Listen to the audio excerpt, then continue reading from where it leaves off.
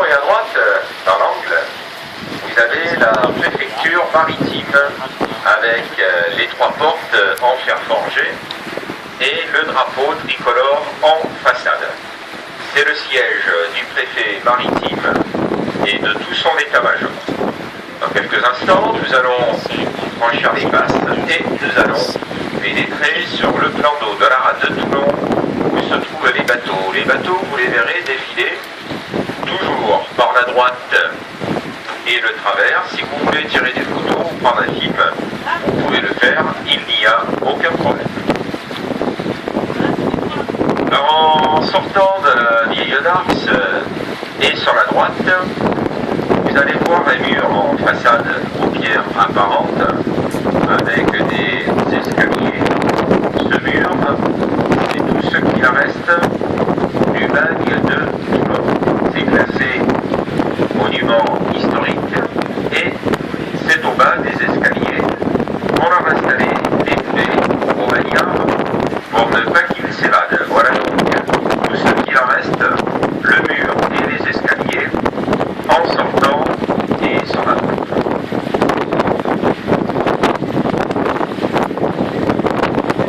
Le premier bateau que nous allons plonger, il est amarré au quai d'honneur de la Marine nationale, c'est le Mistral, le L9013. Le Mistral, c'est un BPC, un bâtiment de projection et de commandement. C'est un bateau de 22 000 tonnes. Il mesure 199 mètres de long sur 32 de large. Il sert de porte-hélicoptère. Il peut embarquer une d'hélicoptère. Il sert également de transport de péniches de débarquement. Il peut embarquer 4 grosses péniches et 2 aéroglisseurs de débarquement. Il sert de transport de troupes et de matériel. Il peut embarquer 450 soldats plus une soixantaine de blindés. Et il sert de bateau hôpital puisqu'il y a 60 et de récupération. Alors, le bateau, ça vous parle, la qualité des dernières semaines. Ce sont ces mêmes types de bateaux avec un peu de retard, et à la Russie. Il y en a deux qui est en livré,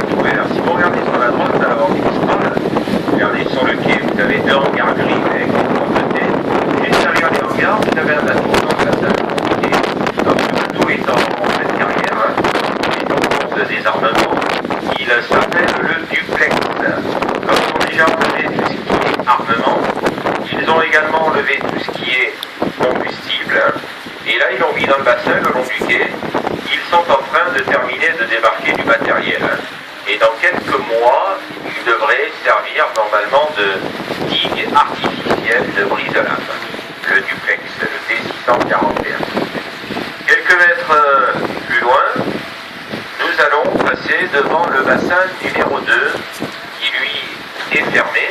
Vous avez la porte du bassin juste devant nous et à droite. Elle est toute faite en noir, la porte. On a de l'eau avec des barrières jaunes et noires dessus. Et juste derrière la porte, vous avez un bateau en carrossel. Il n'est pas très gros, il n'est pas en blanc. Nous y voyons le mât, la passerelle. Ce bateau s'appelle le Malin. C'est un bateau océanographique qui est tout en blanc. Et on a vidé l'eau du bassin et il est en période d'entretien. Dans ces grands bassins qui font 400 mètres de long, on peut également les couper en deux, en mettant une porte intermédiaire au milieu et en faire deux de 200 mètres, ce qui évite de vider de grands bassins pour des bateaux de moins d'importance. long du quai des Bassins-Vauban, vous avez le pétrolier La Marne, le A630. C'est un pétrolier ravitailleur de haute mer. Alors il a pour mission, ce bateau, de ravitailler les autres navires au grand large en carburant à l'aide des tuyaux noirs qui pendent dans les mâts de chaque côté du bateau. Et un pétrolier peut ravitailler 3 navires de guerre à la fois, un sur la droite, un sur la gauche et un sur l'arrière, tout en étant en marche. Et il possède sur l'arrière une plateforme pour hélicoptère. Dans le prolongement du pétrolier, nous découvrons maintenant des remorqueurs portuaires. Vous en avez 5 qui sont amarrés au bas de la tour blanche. Ces remorqueurs servent à l'accostage et à l'appareillage de l'escale.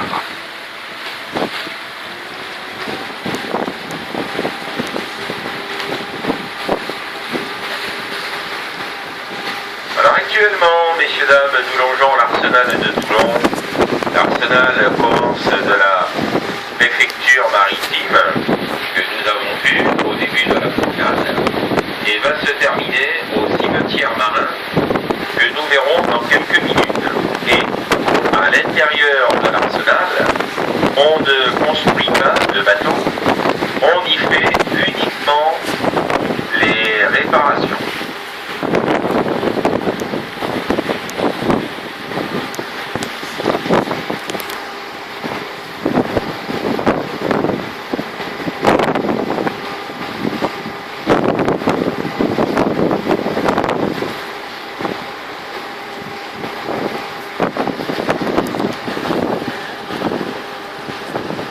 En avançant, vous avez un premier bateau, pas très gros, qui est amarré avec l'avant vers le large. Ce bateau, c'est le Pluton, c'est un bateau base pour les plongeurs des mineurs de la Marine nationale. Ensuite, vous avez un autre bateau beaucoup plus gros qui est également amarré avec l'avant vers le large. Alors lui, il est désarmé, ce bateau, depuis plusieurs années. Il s'appelait le Bougainville. Le Bougainville, c'était un ancien navire des groupes militaires, c'était un ancien bateau espion, si vous préférez. À l'arrière du Bougainville, vous avez 2 gros remorqueurs portuaires amarrés côte à côte, le Buffle et le Bison. De l'autre côté de l'appontement, après le Bougainville, vous avez 2 avisos. Ce sont ces bateaux qui ont la lettre F. Là, vous avez le F796, c'est le commandant Bureau. Et juste à l'avant du commandant Bureau se trouve le commandant du coin, le F795. Alors ce sont des bateaux de 900 tonnes, les avisos, 90 hommes embarqués à bord. Ils sont armés de rampes de missiles anti-aériennes Mistral. Ils sont également armés de tubes lance-torpilles et d'un canon de 100 mm sur la roue.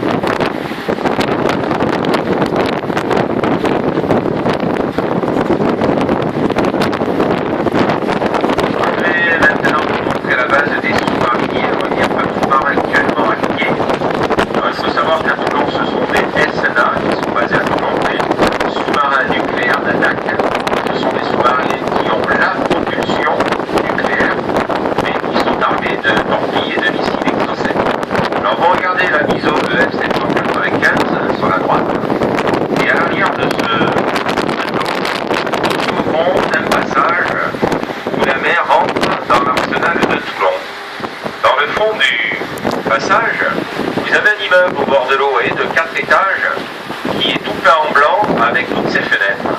Alors cet immeuble, c'est la base des sous-mariniers, car lorsqu'un sous-marin se trouve au port, les marins ne vivent pas dans les sous-marins, ils vivent dans la base.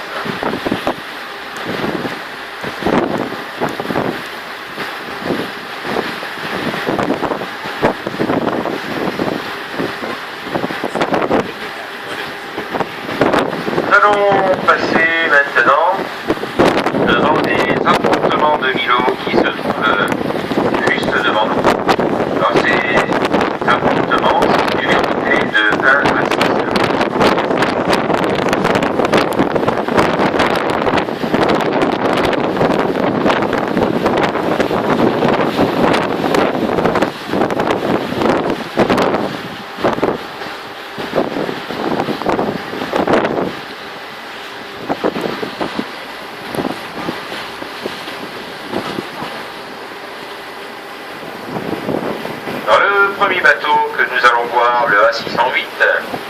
à l'accompagnement numéro 3, il s'appelle le Var. Le Var, c'est le même bateau que la Marne, que nous avons vu tout à l'heure de l'arrière. C'est un pétrolier ravitailleur de haute mer. Alors, je vous le rappelle, il a pour mission de ravitailler les autres navires au grand large en carburant à l'aide des tuyaux noirs qui portent dans les mâts de chaque côté du bateau. Et vous avez sur l'arrière également une bombe.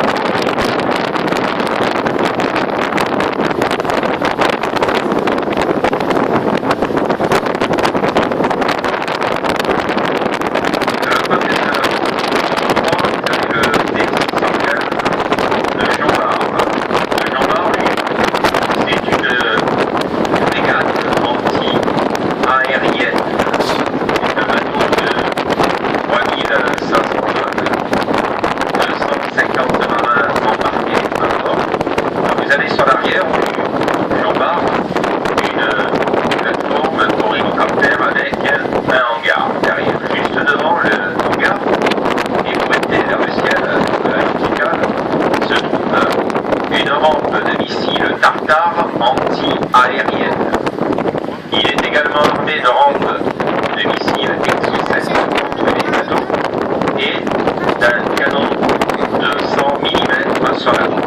Et il possède en plus à son bord des ordinateurs qui pourraient contenir jusqu'à une attaque simultanée. Quai numéro 4, vous avez 3 frégates furtives. Vous avez le Courbet, le M712. À l'arrière du Courbet, vous avez le Guéprat, le M714. Et de l'autre côté du quai se trouve le Surcouf, le 711. Alors furtive, eh bien, cela veut dire qu'elles sont quasiment indétectables au radar vu leur forme particulière. Ce sont des bateaux de 3600 tonnes, 140 marins embarqués à bord. Là, vous avez sur l'arrière une plateforme pour hélicoptères. Ces bateaux sont également armés de rampes de missiles Crotale anti-aériennes.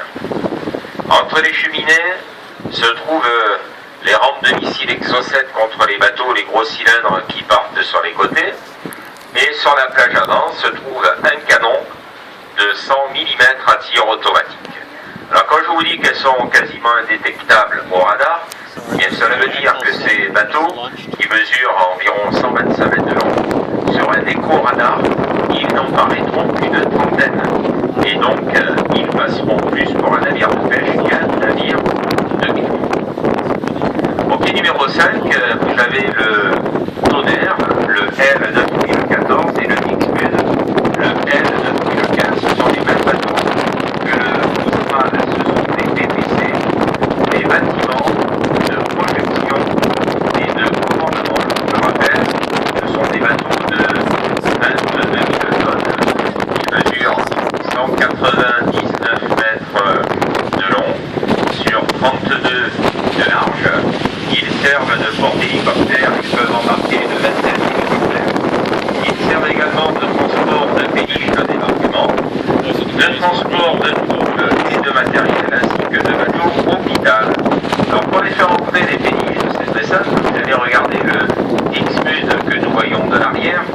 La façade arrière de ce bateau, au niveau de la flottaison, c'est une porte. Alors on fait basculer la porte à la mer. Ce bateau possède des ballasts que l'on remplit d'eau. Il va donc s'enfoncer dans l'eau.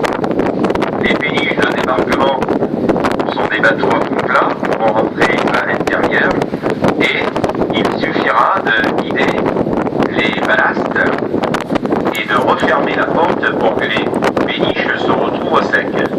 Dans l'endroit où les péniches rentrent dans le bateau derrière la porte, cela s'appelle un ratil. Vous avez ensuite le Montcalm, le D642.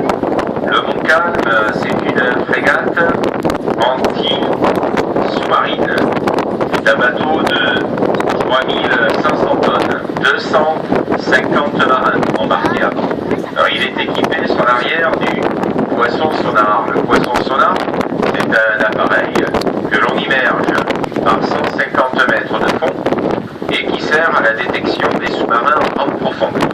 Toujours sur l'arrière se trouve une plateforme pour hélicoptère. Au bas de la cheminée, vous avez les rampes de missiles Exocet, les gros cylindres qui partent sur les côtés. Il est également armé de rampes de missiles Crotale, anti-aériennes, et d'un canon de 100 mm sur l'avant. De l'autre côté de la pompe numéro 6, vous avez une quatrième frégate furtive. C'est la frégate Aconite, la F700. À de la chronique, il y a un dernier bateau dans le fond, on va mieux le voir, parce que nous aurons dépassé la chronique. Le format, lui, c'est une frégate anti-aérienne de type Horizon. C'est un bateau de 9000 tonnes, 190 hommes embarqués à bord. Alors, il est armé sur la galant de deux canons de 76 mm. Il est également armé de rampes de missiles Exocet contre les bateaux, de rampes de missiles anti-aériennes Aster. Et sur l'arrière se trouve une grande plateforme pour hélicoptères. Il peut embarquer deux hélicoptères de pompe. On en a deux, le format 4 pieds et le Chevalier Poil.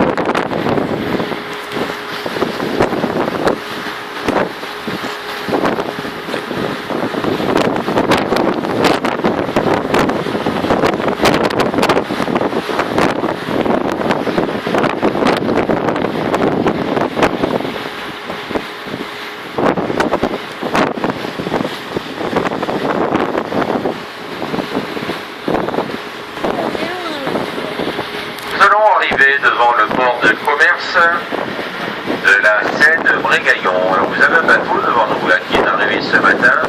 Il est arrivé de Turquie et il va repartir dans l'après-midi pour la Turquie également.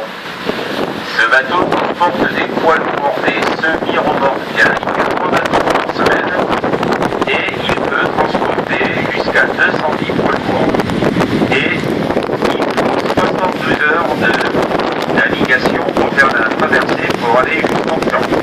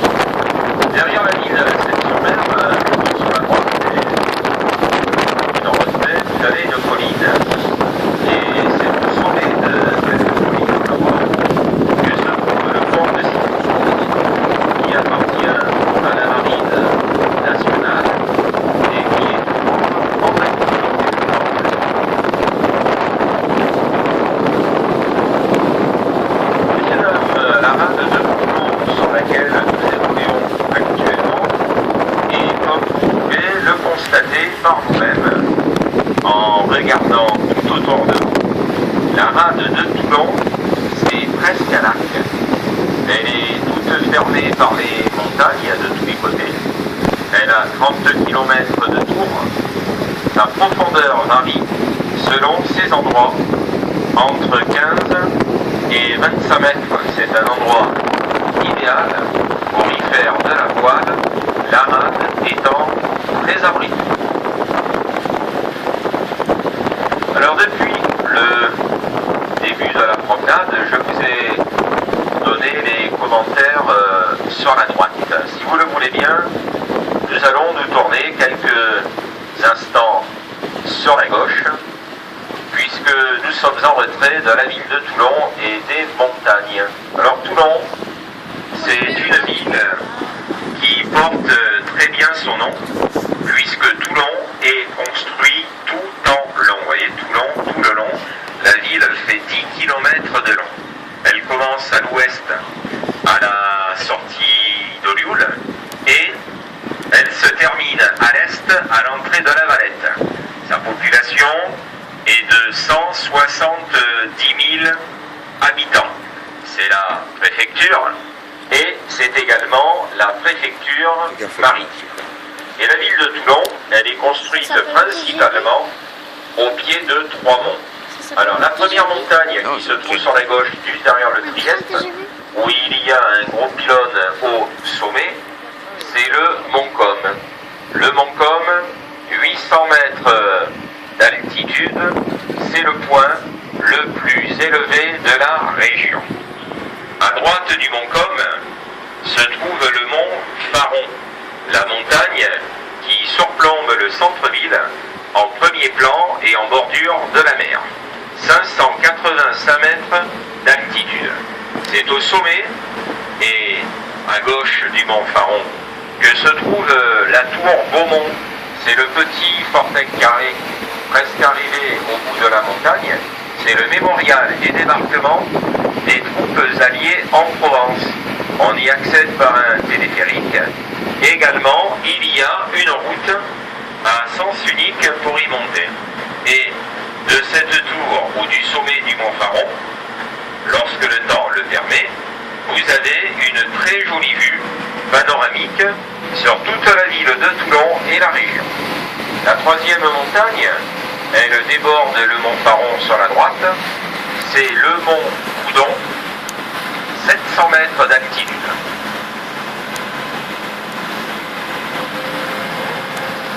Sur la droite, vous avez le Pélican. Le Pélican, c'est un porte-container. Alors, ce bateau est affrété par la Marine nationale.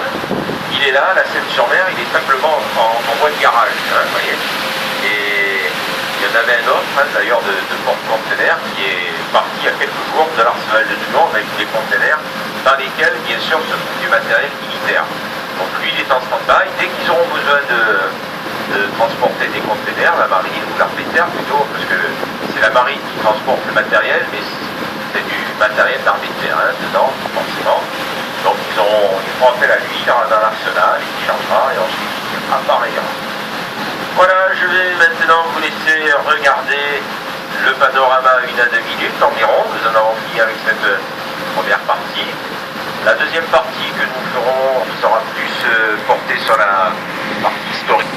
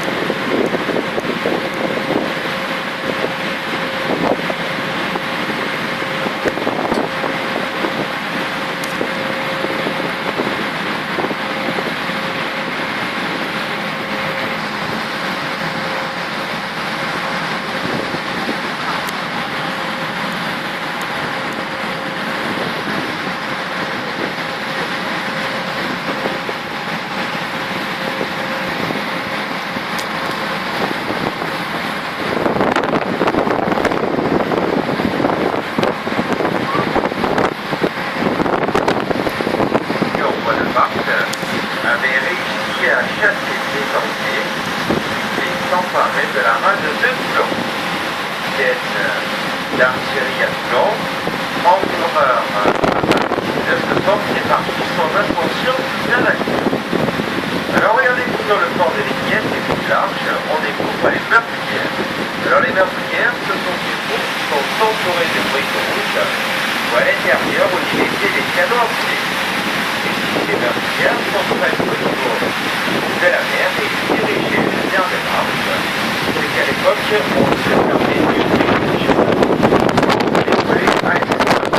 Les bateaux pompiers, les bateaux qui rentrent dans la rade, car la grande indication de l'heure,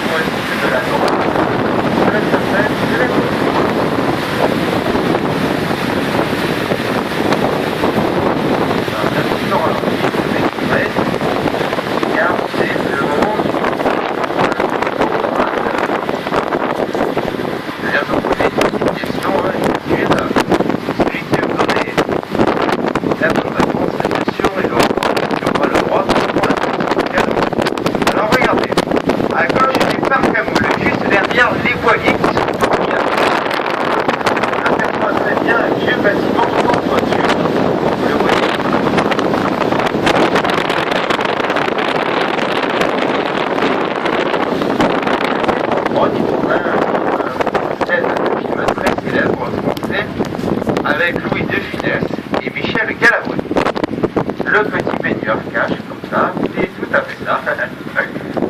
Pas besoin d'indice, hein. Je me suis retrouvé, c'est le petit baigneur. Alors ce vieux bâtiment là, qui laissait à l'abandon, c'était les chantiers Fourchom. Je ne sais pas si vous en souvenez, et c'est d'ici qu'ils mettèrent le bateau l'incroyable à la mer, celui qui coulait à chaque lancement. Vous vous souvenez? Oui.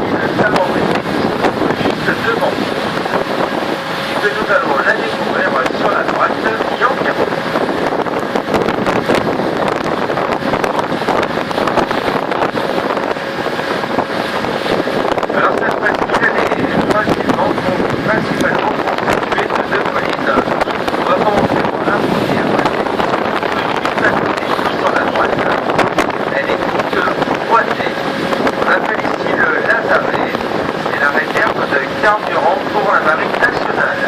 Cette colline étant pas trop loin,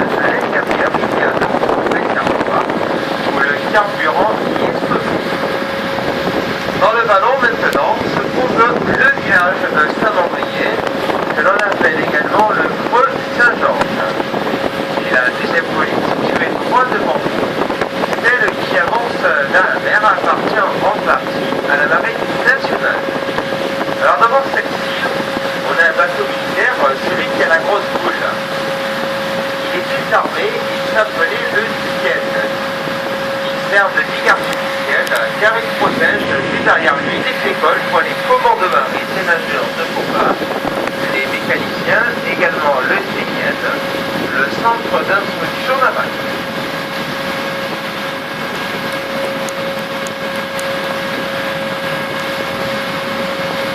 Redevant-nous maintenant mal allongé, c'est la grande digue qui fait 1 km 200 de long.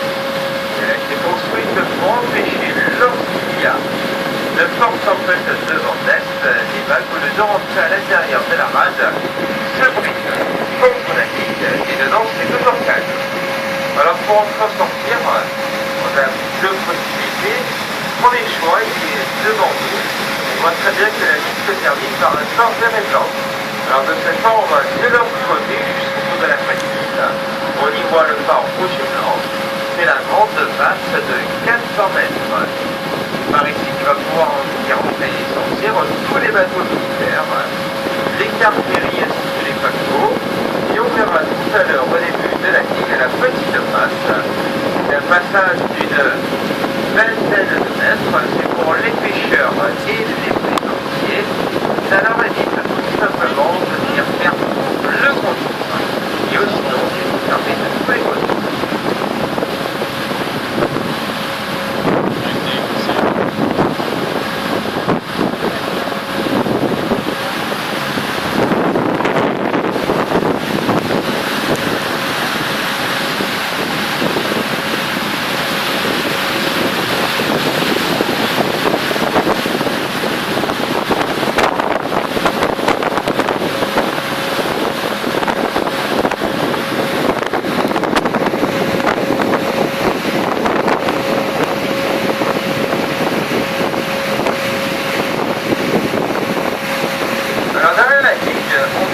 La grande rade ou la rade des Miettes. Dans cet après-midi, et au large, nous voyons très bien le point qui se détache. Nous allons commencer par la politique sous la piste du tableau, donc la piste à droite. Alors regardons comme ça, vite en série.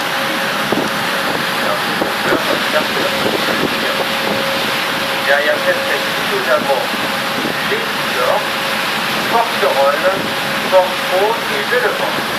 Je ne sais pas si vous le savez, mais la grande particularité de la presqu'île de Gien, mécanisme à double contour.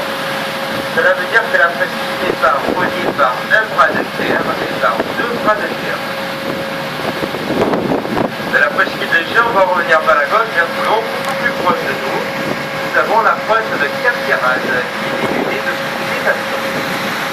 En revenant, par le travers, on a les falaises de Pont-Bordeaux, les falaises de Sainte-Marguerite. Et c'est ici qu'a été extraite la terre pour construire la digue. Après la digue, cela remonte légèrement, ça forme une petite colline. C'est le Cabrun. Au sommet, on a un fort. C'est le fort du Cabrun. Vous voyez ce fort? C'est la résidence du préfet maritime. C'est bien.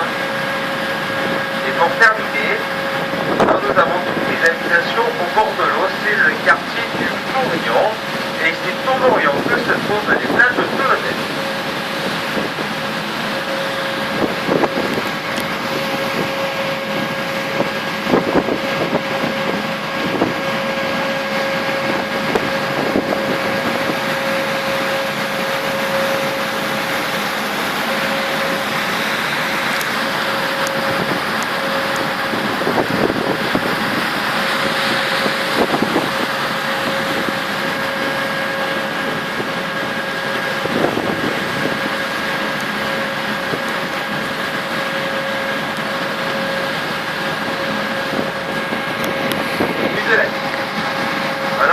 Bâtiment là qui est laissé à l'abandon, surtout aussi il appartient à la Marine nationale.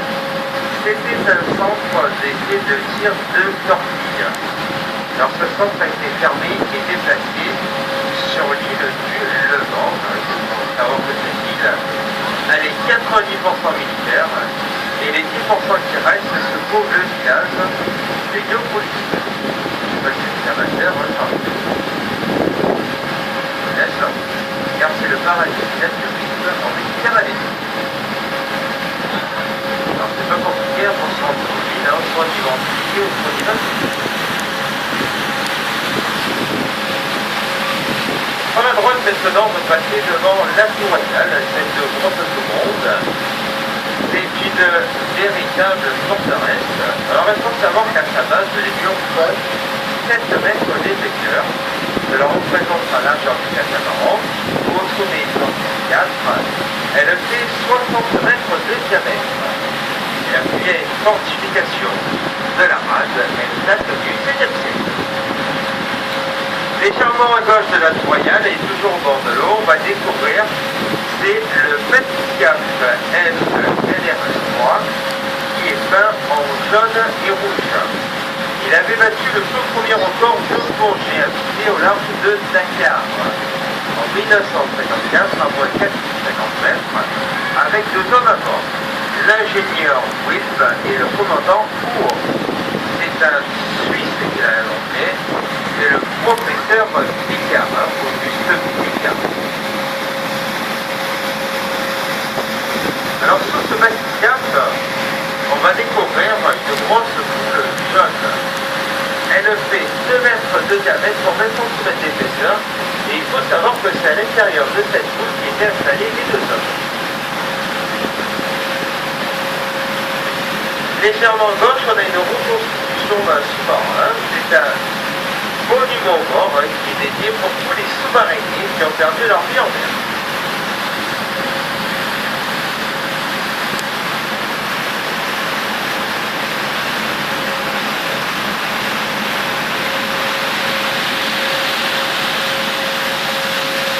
Nous allons maintenant longer les ateliers et les bureaux d'études de la DGA, la Direction Générale de l'Armement.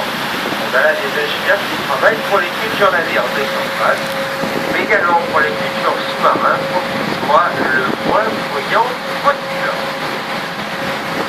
C'est le projet Pégase. Alors à côté de nous, sur la droite, on a une darse, et à l'intérieur, on y voit très bien un gros cylindre noir. C'est un ponçon à taille réelle sous-marin. Il travaille également pour les futurs armements et ainsi qu'à l'exportation.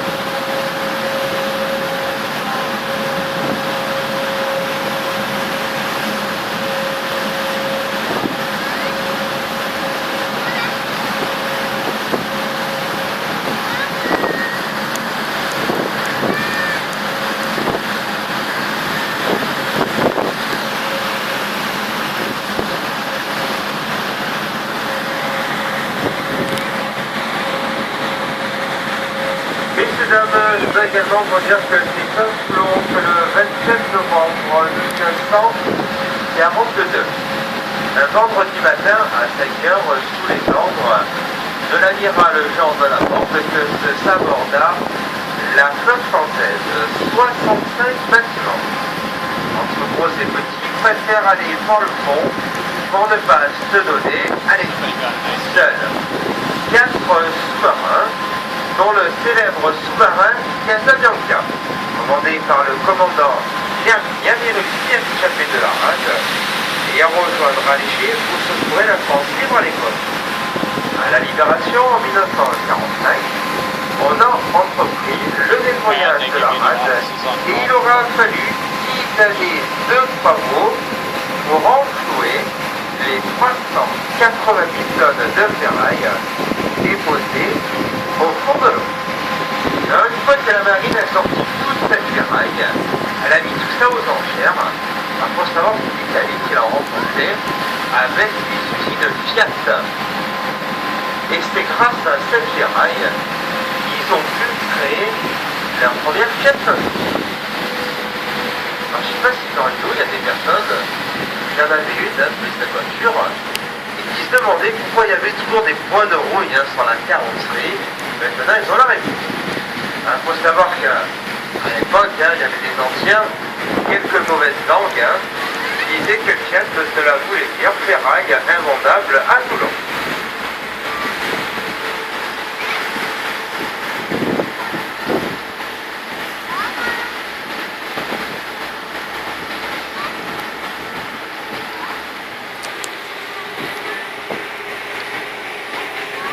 De Toulon qui se trouve sur notre droite. Alors derrière les paliers, sous le M majuscule, c'est la piscine ouverte.